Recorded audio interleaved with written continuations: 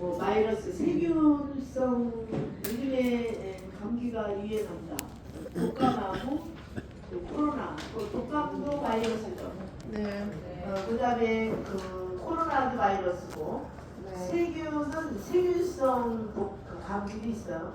그럼 이제 평상시에 스타필로코커스, 스트레프토코커스 균이 그냥 나와 있는 항생제로 투입을 하면 많이 고쳐주는, 그래서 벤타마이신, 나라마이신, 리스신 이런 걸 쓰는 거고요.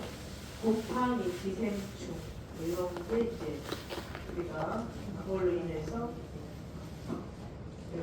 감기에 걸리는 그 저장소, 미생물이 살고 번식하는 장소, 사람의 몸, 동물, 음식, 물, 토양 등이 있을 수 있다. 통상 선생님 토양에서 옛날에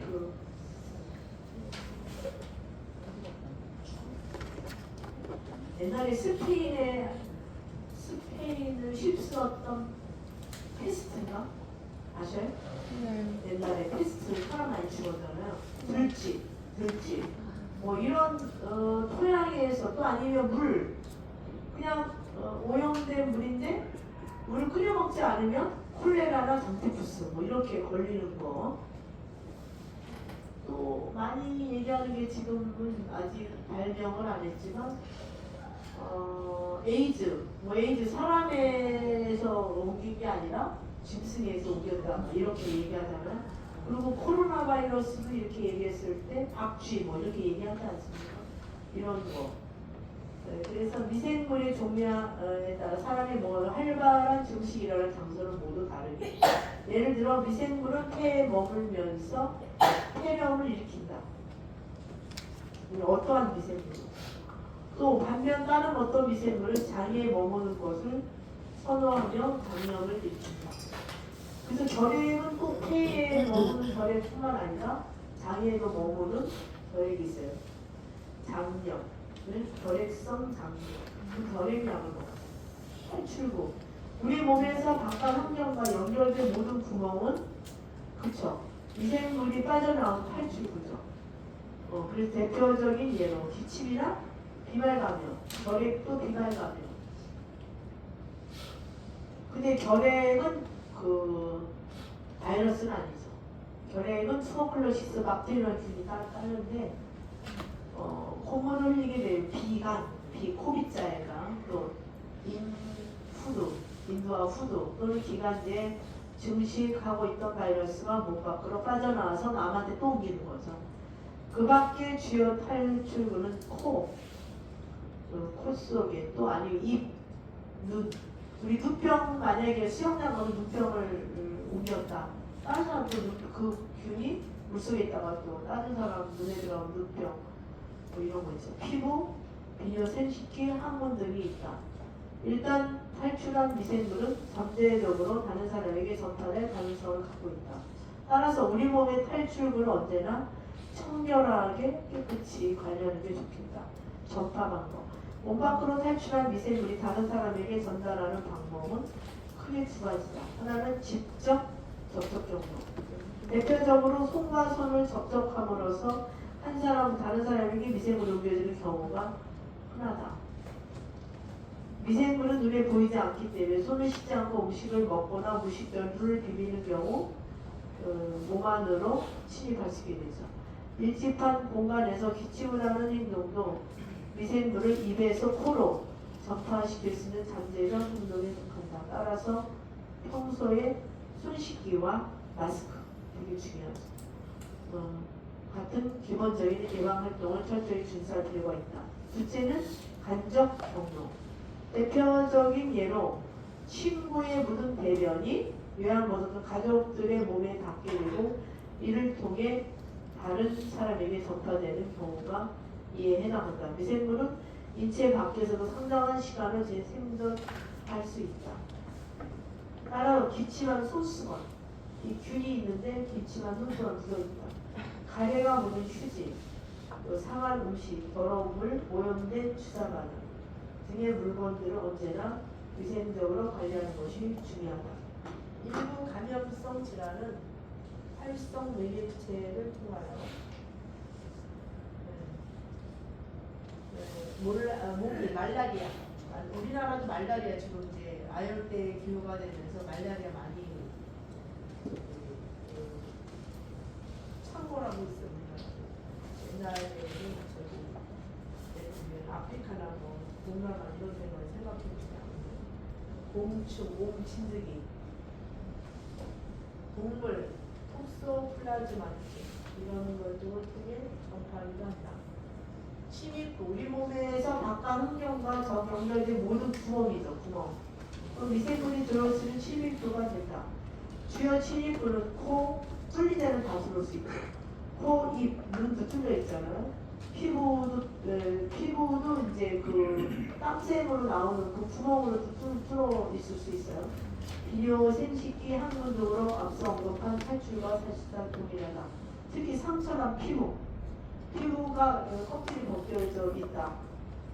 그러면 피부에 또 대면이 묻은 여성의 해음부 구멍이 있죠. 오리피스, 뭐 질 속으로 항문, 면역이 저하된 사람의 코와 입은 미세먼지 침입하기 가장 쉬운 침입구다. 따라서 상처를 완전히 멸균된 방식으로 드레싱을 실시하고 평소, 구강, 입, 해음부를 위생적으로 관리하는 등의 노력은 매우 중요하다. 민감한 대상자는 현재 시점에 감염되지는 않았어. 향후 감염될 가능성이 높은 대상자를 뜻한다. 대표적으로 복합 만성질환을 갖고 있거나 저영양 상태로 이게 뭐냐면 특히 아이들도 마찬가지고 어른들도 마찬가지고 잘 먹지 못한다. 저영양 상태 또 아니면 뭐 여러 가지 만성질환이 있어 약을 먹고 있는 사람은 쉽게 감염의 우려가 있다. 이런 뜻이죠. 물론 이들과 밀접하게 접촉하고 있는 요양보다 또한 민감한 대상자에 속한다. 이들에게 평소에 예방접종을 실시함으로써 미생물로부터 저항성을 높이며 면역 능력을 갖출 필요가 있죠. 특히 여러분들은 어르신을 보시게 되면 예방접종 꼭 하셔야 되죠. 이상의 6가지 연결고리는 상호 연계되어 한 사람부터 다른 사람에게 질병을 초래하는 미생물을 전파한다. 하지만 6가지 중 한 가지만 통제되어도 감염성 질환은 절대로 전파될 수 없다. 따라서 요양보살은 다음에 감염 예방을 원칙으로 준수해라. 시험에는 안 나오지만 질병관리청 우리나라 5성에 있나요? 5성 질병관리청의 감염 예방의 안전 일반적인 원칙을 보면 질병관리청의 감염 예방과 방역 지침의 성실히 따르다. 기침, 콧물, 인후통, 출혈된 눈, 피부 발진, 목통, 설사 등의 증상이 있을 경우 최대한 민감한 대상자와의 접촉을 삼가라. 특히 이제 나이가 많으신 분, 면역력이 저하되어 있는 평소 자신의 코, 입, 눈, 피부, 비뇨, 생식기, 항문 등을 청결하게 관리해라. 대상자와 접촉 전에 손 씻기, 마스크 착용을 생활화하고 감염이 의심된 물건을 소독하는 등의 위생적 환경관리를 실시한다. 대상자의 눈, 코, 구강, 피부, 해음부 등을 항상 청결히 관리한다. 적절한 영양관리와 예방접종 꼭 하셔야겠죠. 예방접종을 통해 대상자의 면역 기능을 향상시키기 노력합니다. 감염 관리를 위한 표준적 예방법. 이거를 조금 아시면 좋겠죠. 요양보살은 민감한 대상자 상시 접촉을 실시하는 돌봄 제공자로 언제나 감염 예방을 위한 원칙을 준수해라. 다음은 미국의 질병관리기구가 제시한 예방관리 지침인데 장갑을 착용하기 전에 반드시 손을 씻어라. 장갑을 빼면 씻어야겠죠. 그래서 이거가 또 시험을 할 수 있고 사용한 장갑으로 깨끗한 물건을 만지지 않도록 주의한다. 왜냐하면 사용한 물건이라는 게 균이 묻어있는데 그 균이 묻어있는 그 장갑으로 깨끗한 물건을 만지면 또 다시 옮겨가는 다음을 만지기 전에 반드시 장갑을 착용해라. 혈액, 책, 몸에서 흐르는 액체입니다.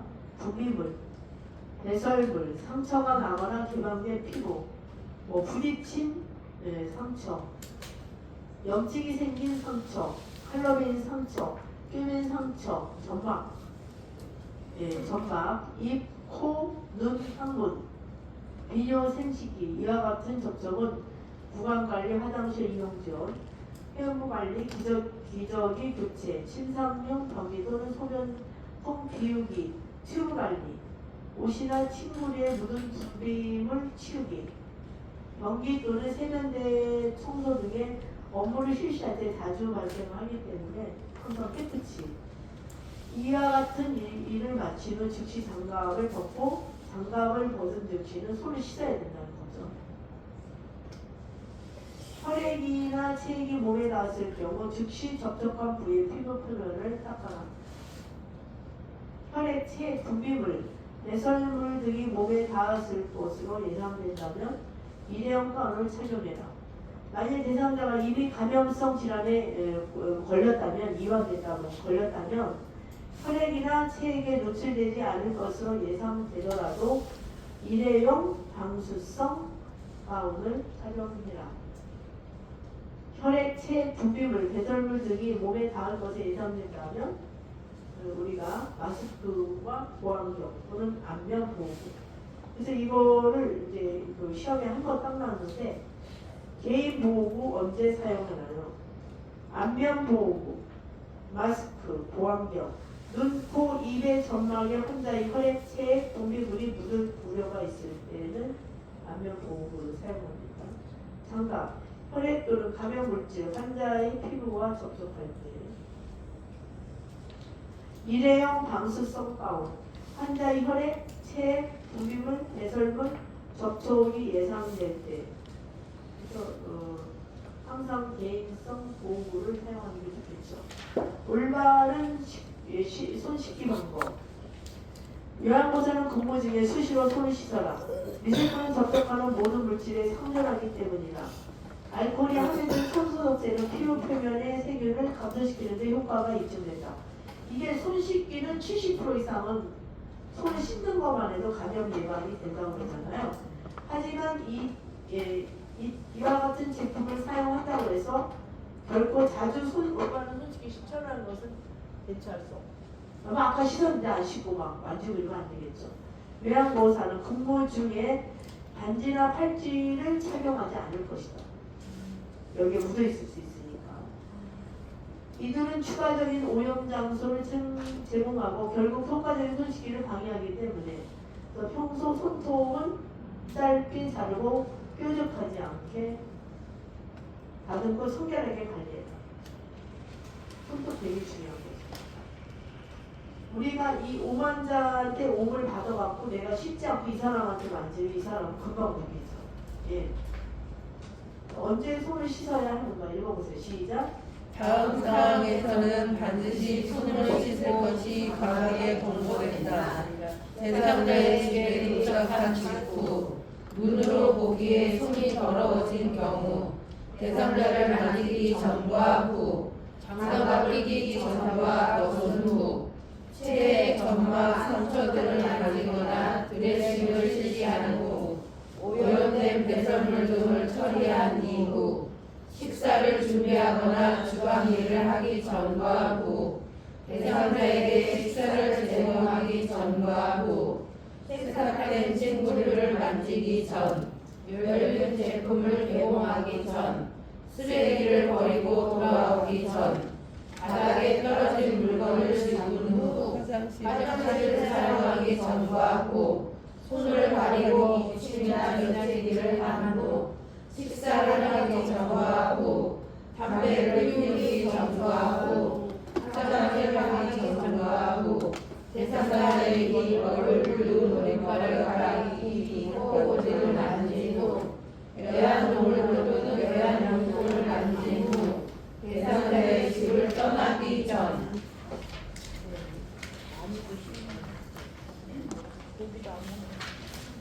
뒤에 666 질병관리청은 감염 예방을 위해 가장 경제적 이게 시험에 나왔죠.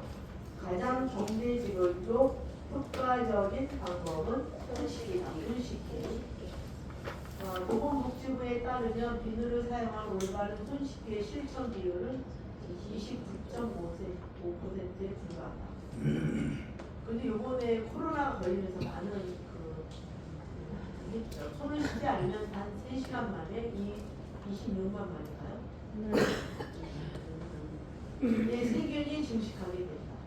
또한 그냥 물만 묻히는 보통 손 씻기 방법은 감염 예방에 불충분하다. 다음 그림에서 노란색 또는 붉은색이 보이죠. 저도 씻었는데 좀 나온다고 그래요. 30초 굉장히 막 씻었거든요. 보건소에서 내가 그걸 알아보려고 옛날에 그 신용프로 걸렸어요. 이제 늙으니까 이런 데도 주름이 있잖아요. 깨끗이 닦아야겠다. 다음 그림에서 노란색 또는 붉은색 부분은 손을 씻어도 미생물이 잘 제거되기 어려운 부분을 표시한다. 요양보선 누구보다 민감한 대상자가 가장 많은 접촉을 실시하는 사람들이죠. 나와 대상자의 건강을 지키기 위해 요양보선 올바른 손 씻기 6단계를 숙지하고 생활을 해야 된다. 해보세요. 1단계 시작. 손바닥. 나는 해보라고 여기 옆에 667 시작. 손 씻기 6단계 시작. 손바닥과 손바닥을 마주대고 문질러 준다.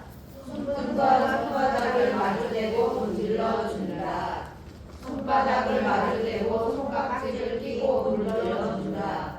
손가락을 마주잡고 문질러 준다. 엄지손가락을 다른 편 손바닥으로 올려주면서 문질러 준다. 손가락을 반대편 손바닥에 놓고 문지르며 손톱인지를 깨끗하게 한다. 이거 시험에 나와요? 2번 정도 나오죠? 아니, 뭔가 디스블 해야겠다. 습관이 안 돼서 그런 거. 그래서 668. 이 손씻기는 흐르는 물로 닦아내는 거 아시죠? 네. 흐르는 물로 비눗물로 닦아내고 깨끗한 수건 또는 핸드드라이기 손을 건조해 주는 거. 마스크와 개인보호의 착용. 마스크와 보호장구는 요양보호사의 업무 중에 감염성 질환에 노출되게 막아주는 중요한 장비다. 장기적인 요양기관장은 평소 요양보호사들이 마스크와 보호장구의 사용률을 높이기 위한 노력해야 한다. 주요 보호장구의 종류는 다음과 같다. 마스크. 이거 읽어보세요. 시작. 마스크 요양보호사의 코와 입을 보호해준다. 보안경 요양보호사의 눈을 보호해준다.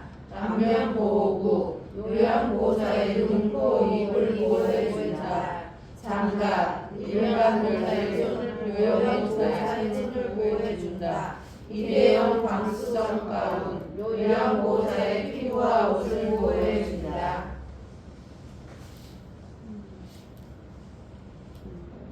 이것도 이제 일회성 방수성 가운 시험은 안 나왔지만 이제 코로나 시대에 엄청 많이 썼죠. 일회용 방수성 가운 꺼내기. 이제 비닐에 이렇게 써져 있는데 손위생 포장 제거 비닐 가운 꺼내기. 일회용 방수성 가운 펼치기. 가운데 안쪽이 그러니까 이분들도 손을 깨끗이 닦아야 돼요. 몸이 향하게 펼쳐 어깨 부분 잡기. 일회용 방수성 가운 입기.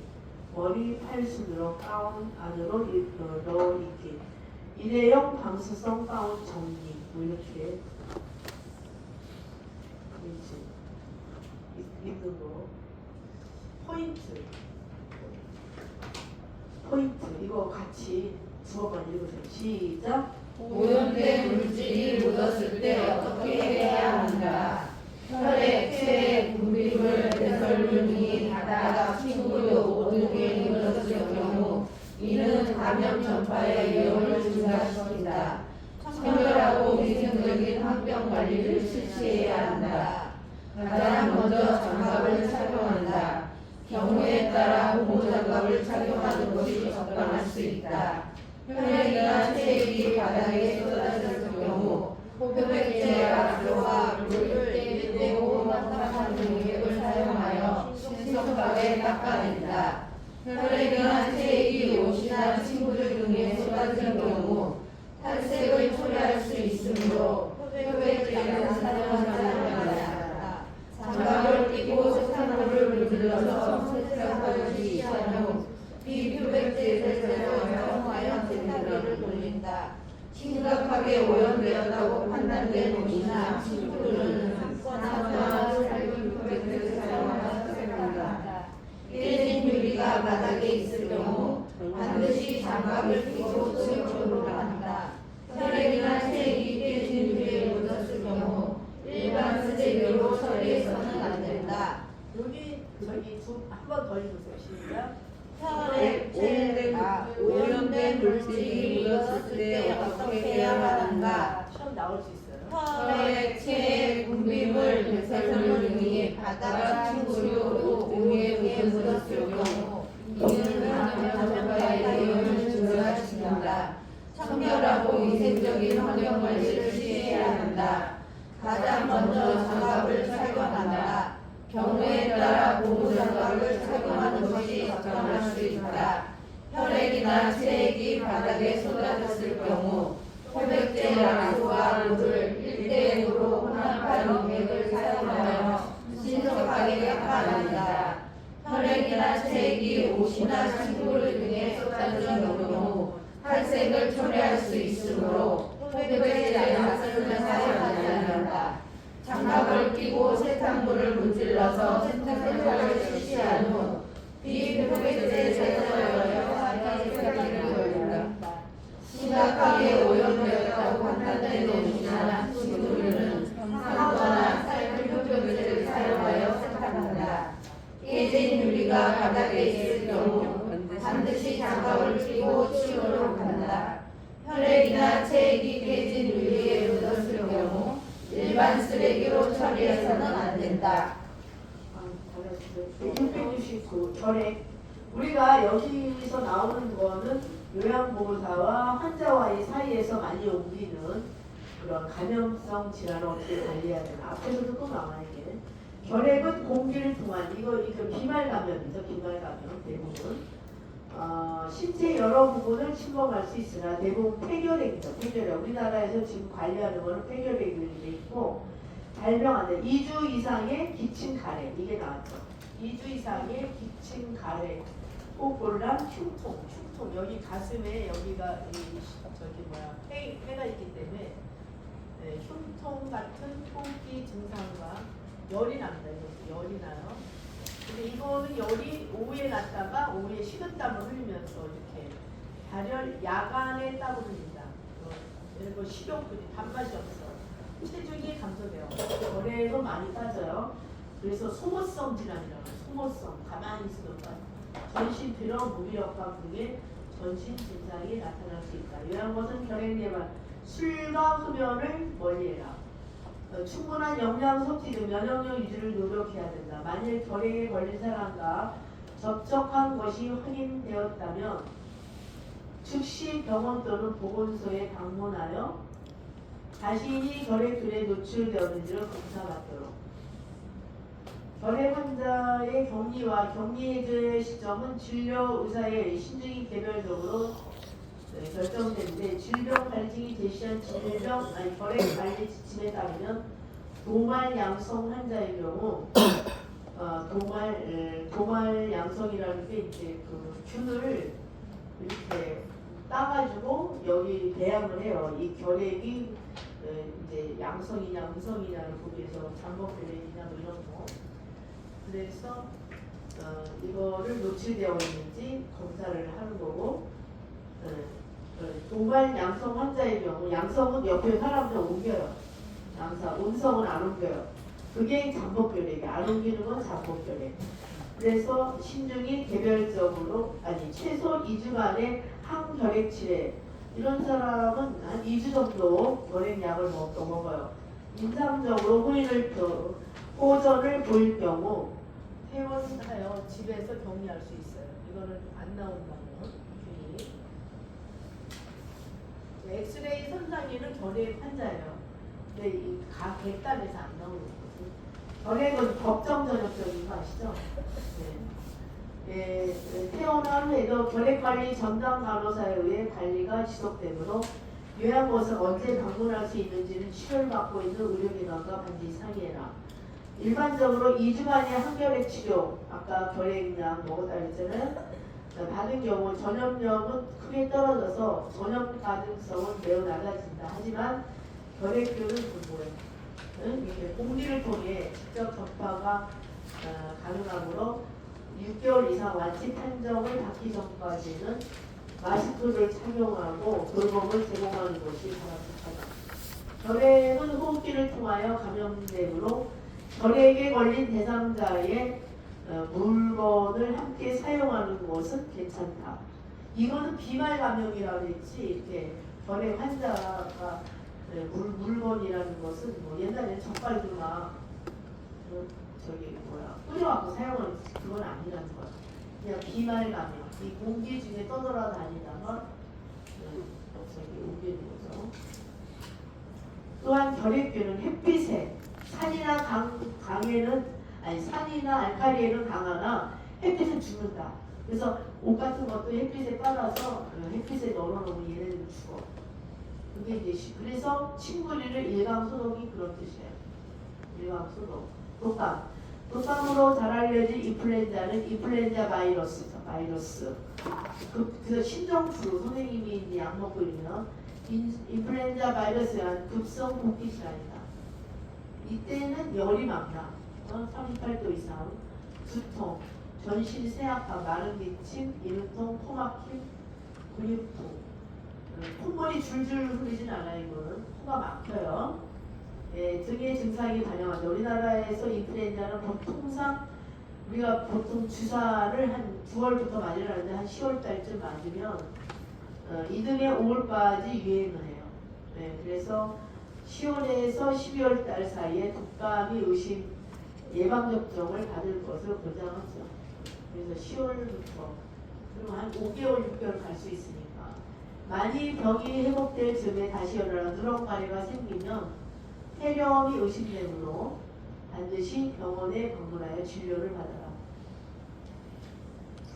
독감은 증상이 생기기 하루 전부터 감염이 시작되며 증상이 생긴 후 5일 이상 병을 퍼뜨릴 수 있어. 그래서 요양원에서 일주일 정도 증상이 자기가 몸이 안 좋고 이렇게 아까 마른 기침, 인후통 이런 게 오면 일하지 말아야겠죠.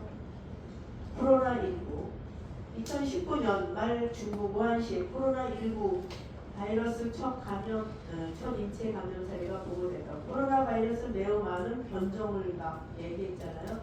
대부분 감염은 당기를 하지만 이번에 발견된 코로나19 변종은 2020년 3월에 전 세계로 퍼지면서 팬데믹. 전 세계가 팬데믹이 된 거죠. 전 세계가 다 옮겨받았잖아요. 팬데믹이나 질병이 지구 전체를 뒤엎었죠. 그래서 코로나19 바이러스는 기본적으로 비말이죠. 비말. 저기 독감도 결핵은 그렇죠. 바이러스는 아니다. 비말을 통해 공기 중으로 전파, 심지어 2m 이내 거리에서도 빠르게 확산한다. 환기가 잘 되지 않는 실내 공간에서 전파 속도가 보다 빠르다. 또한 감염된 사람이 만진 물체를 통한 간접 영역, 그래서 손 씻기를 해야 되는 거죠. 코로나19 감염증의 증상은 발열, 오한, 인후통, 두통, 근육통, 피로, 기침, 호흡곤란이다.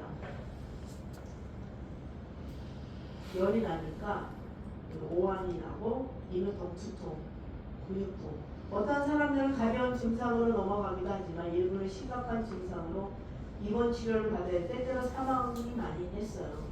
특히 악성종양, 이거는 면역력이 퇴화되는 거죠. 암 환자들은 만성 폐쇄성 폐질환,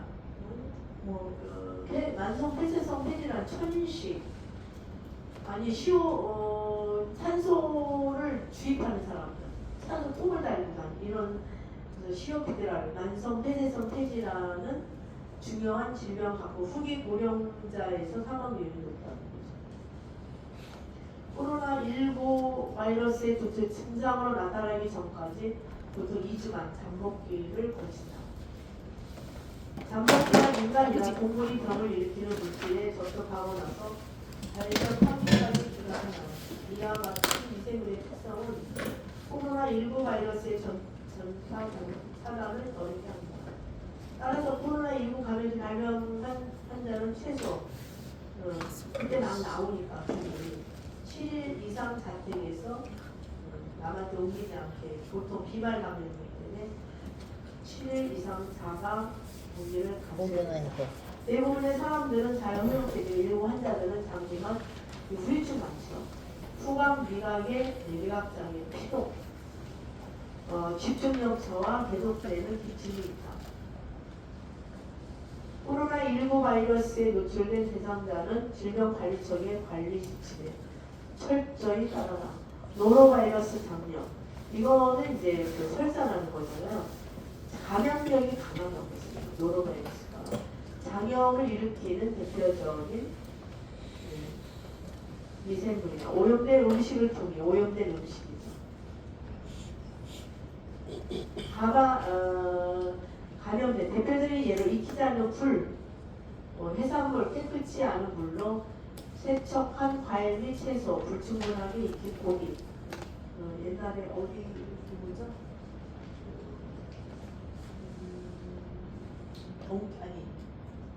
동키 도나스 말고 많이 먹는 게 사람들이 많이 먹는 거예요.